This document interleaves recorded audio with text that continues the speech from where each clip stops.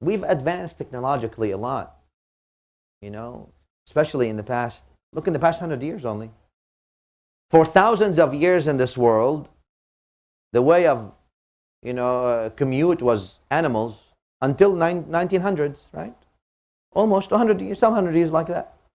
In the past 100 years now, we've moved from animals, from horses and camels, and now we've moved to automobiles, and then all kinds of and then fast automobiles and trains and jets and rockets and all kinds of things, right? In a very, very short distance, but thousands of year spans was the same old rhythm, pretty much. It didn't matter whether you live in Bangladesh or Belgium, in Syria or Sweden, right? It's all the same at that time. 200 years ago, whether you're in Syria or Sweden, you're taking a horse to work, buddy.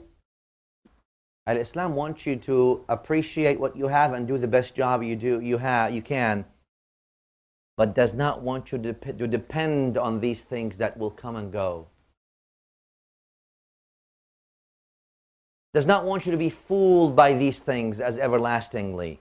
They will go, and your perception ought not to be based on what people think of you. That should not be where your value is.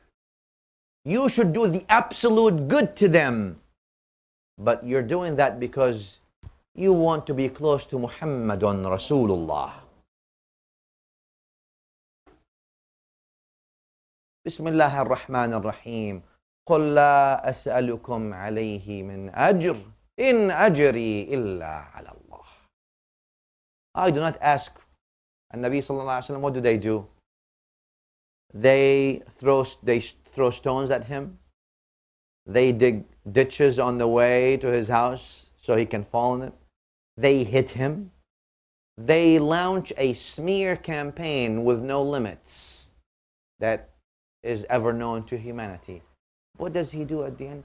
I don't ask anything in return for this. And I will keep giving.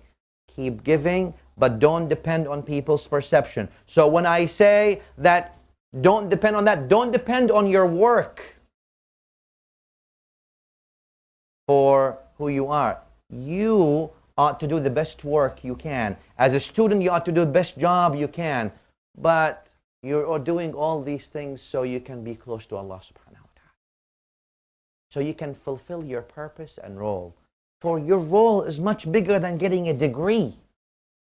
And your role is much bigger than executing a day's job.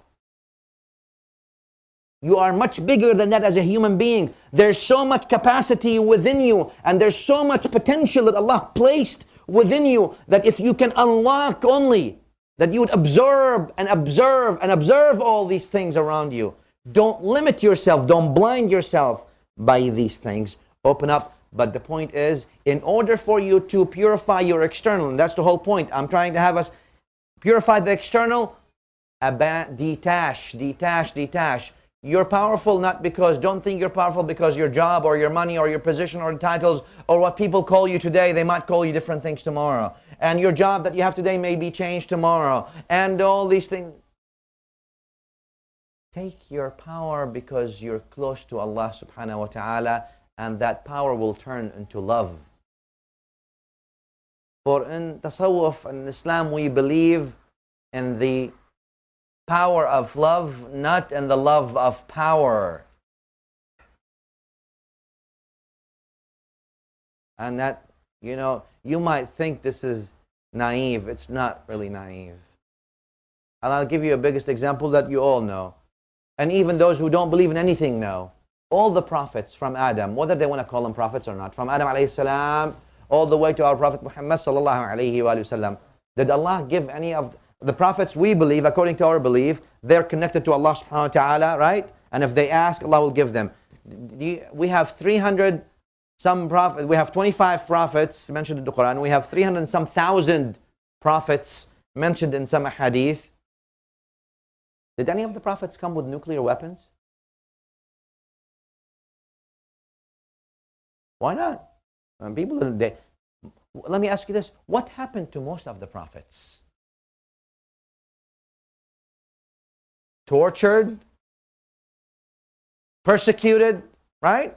Path of sorrow, path of pain. Guess what? That applies to every single prophet that ever walked.